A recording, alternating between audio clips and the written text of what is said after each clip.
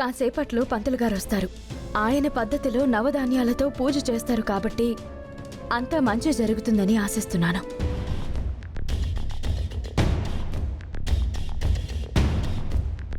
ఊరి కోసం నువ్వెంతో కష్టపడుతున్నావు.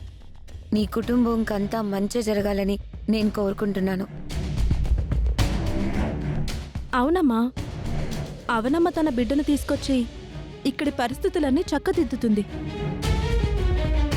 నీలా ఆలోచించేవారు కోటికొక్కరుంటారు.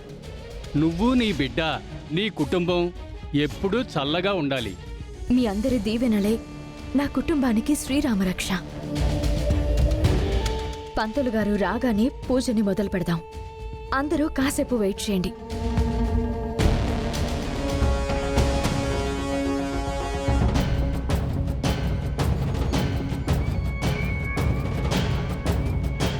ఏమైంది బావా? ఎందుకు పక్కకి తీసుకొచ్చావు? అక్కడ మాట్లాడుకోవడానికి విషయం ఏముంది? ముక్కు పుడకకు 100 సంవత్సరాల ఫంక్షన్ జరుగుతుందన్న ఆనందం ఓవైపున్న, ముక్కు పుడక మన నుంచి దూరం అయిపోతుందన్న భయం మరోవైపు ఉంది. తాళపత్రాల్లో రాసినట్టే జరిగితే ఎలా? బావా, భయపడకు. ఏం జరగకుండా ఉండడానికి నా ప్రయత్నాలలో నేనున్నాను. ఈ విషయం ఊరందరికీ తెలిస్తే భయపడతారు అని వాళ్ళకి తెలియనివ్వలేదు. మనం లేని సమయం చూసి నిహారిక వాళ్ళు నోరు జారుతారేమో. వెళ్దాం పద. రా.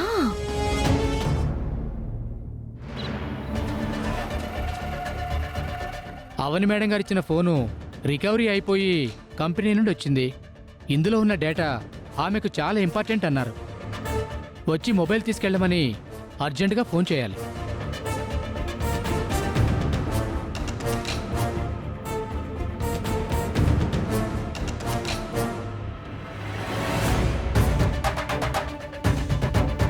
ఏదైనా వర్క్లో ఉండి చూసుకోలేదేమో.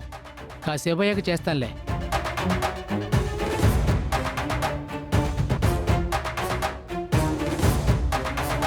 అవని మేడంకి కాల్ చేసి చాలాసేపు అయింది. కాల్ బ్యాక్ కూడా చేయడం లేదు. మరోసారి ట్రై చేద్దాం.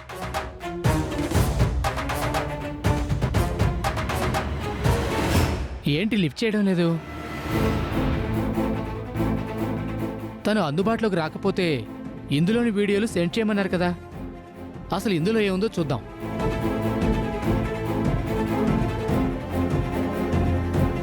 ఏ ఊరిది? కోట భలే ఉందే. ఎవరివిడా? జానపద సినిమాల్లో మంత్రగత్తెలా ఉంది.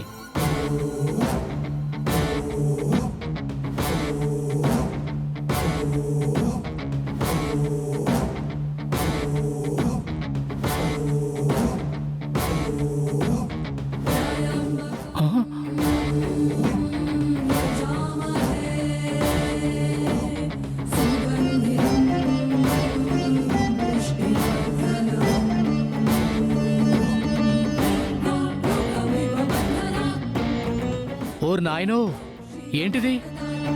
సినిమాలా ఉంది.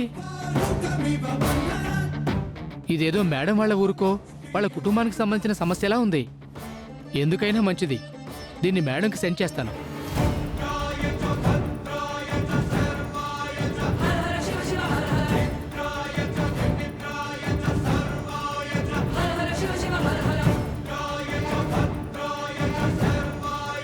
వెంటనే నా కోడల్ని మనవరాల్ని చూడాలనుంది. క్షమించమని కోరాలనుంది. వాళ్ళ కాళ్ళు కడిగి ఆ నీళ్లు నెత్తి మీద చల్లుకోవాలనుంది. కాపాలిక, ముక్కు పుడకను కాజేయడానికి నాకు అవకాశాన్ని కల్పించు. ఇంకా సేపట్లో అక్కడ భూమి పూజ జరగబోతుంది.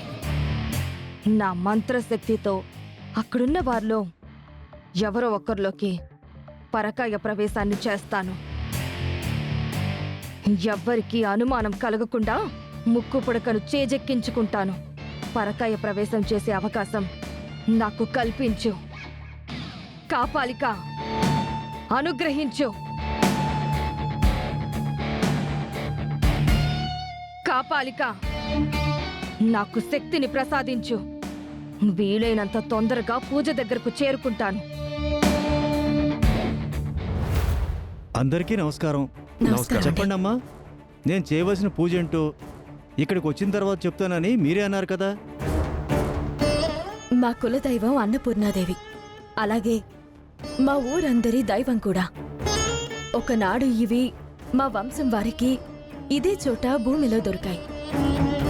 నేటితో 100 సంవత్సరాలు పూర్తయింది. అందుకే ఈ భూమికి పూజను చేసుకోవాలని అనుకుంటున్నాము. పూజకి సంబంధించిన వస్తువులన్నీ ఇక్కడున్నాయి. శుభం, మంచి కార్యక్రమం.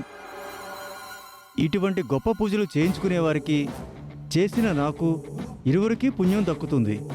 5 నిమిషాల్లో నా ఏర్పాటు నేను చేసుకుంటాను. అలాగే పూజారి గారు, నేను కూడా వేరే ఏర్పాటు చేసుకునున్నాను. వాటిని తీసుకునొస్తాను. ఈలోపు మీ ఏర్పాట్లు మీరు చేయండి.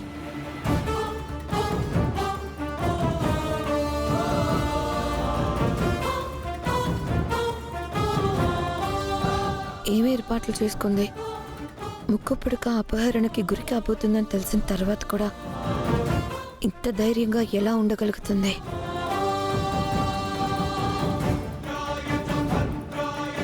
ఎందుకమ్మా ఇవి? ఇప్పుడు మీకో విషయం చెప్తాను. అందరూ జాగ్రత్తగా వినండి.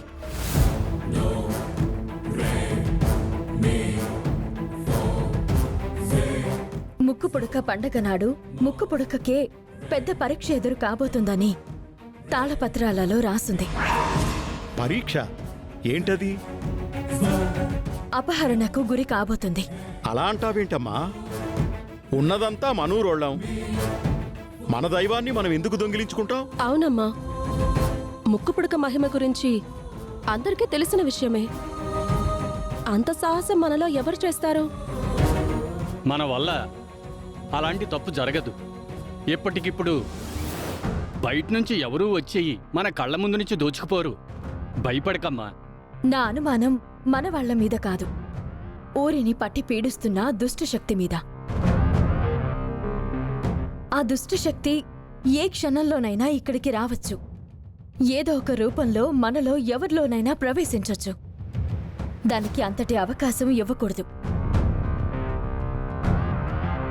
అందుకే వీటిని అమ్మవారి ముందు పెట్టి పూజించి తీసుకునొచ్చాను. వీటిని అందరూ కట్టుకునుంటే ఆ దుష్టశక్తి ఎవరి దేహంలోకి ప్రవేశించే సాహసం చేయదు. ముక్కు పుడకని కాపాడుకోవడానికి ఇదొక్కటే మార్గం. మంచి పని చేసావమ్మా. ఇందాకటి వరకు నాకు కొంచెం భయం ఉండేది, ఇప్పుడు పోయింది.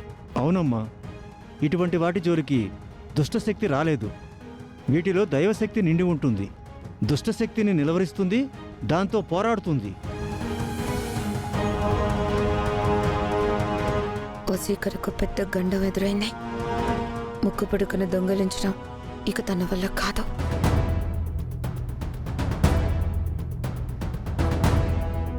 అందరం కట్టుకుని పూజ చేసుకుందాం.